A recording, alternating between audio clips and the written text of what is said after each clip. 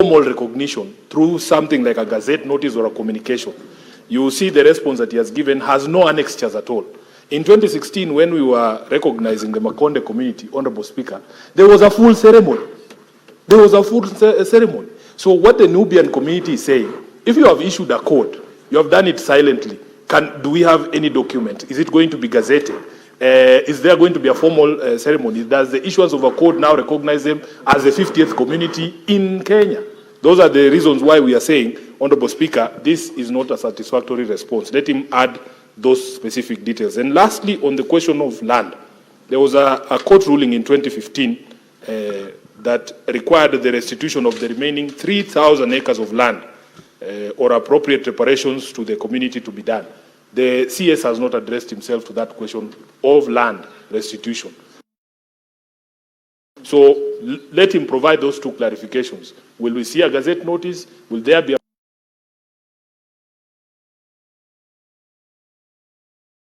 formal response? Is there any formal document saying that they have now been recognized, or is just the word of mouth of the CS constitute them as the 50th community in the country? Thank you, Honorable Speaker.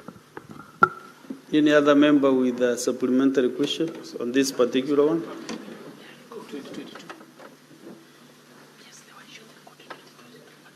Senator Manzo.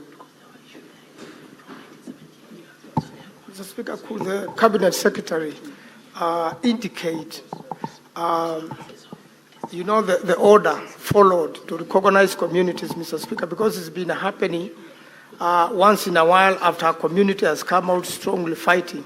Could he explain whether they have a program so that we could know, other than the Nubian community, which other community is likely to be gazetted as a community? Because we have still unrecognized communities in Kenya. And how many are they in total?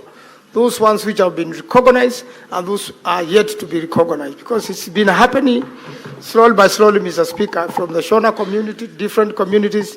Once in a while, they get recognized, the ones settled in Kenya, Mr. Speaker. Do you know one that has not been recognized? We start from there.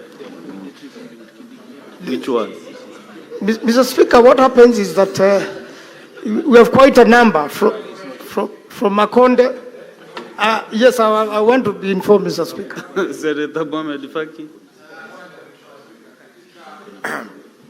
Ni kweli masuala ya makabila kutambuliwa ni jambo ambalo liko hadhir, na kule kwetu pwani kuna kabila ya Wangazija ambao Wangazija originally they are from the Comoros, but they have settled here for many years, and I brought a statement in the course of this year. I don't know whether Senator Chute had worked on that, but Wangazija, Mheshimiwa Speaker, ni baadhi ya makabila ambayo hayajatambuliwa katika. Senator Faki, you cannot be changing languages the way you want, You just stick to one language. Samahani Mheshimiwa Speaker. Swahili, please stick.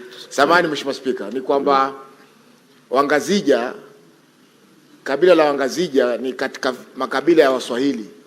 Ni moja ya yale ambayo hayajatambuliwa katika Jamhuri yetu ya Kenya. Na majuzi nileta taarifa hapa katika bunge letu, na nafikiri kamati ya uwiano na Umoja wa Taifa inashughulikia swala hilo. Asante. Senator Mboni. Yeah, Mr. Speaker, with your kind permission, I was the one on the floor. Mr. Speaker, that's a tribe I was forgetting, but I'm aware there are quite a number. I'm sure Honorable Murkomen knows. And got the question. Yes, the question. Yes, so that he can tell us how many more from Wazija, how many more. Senator Boni. Mr. Speaker, we must collectively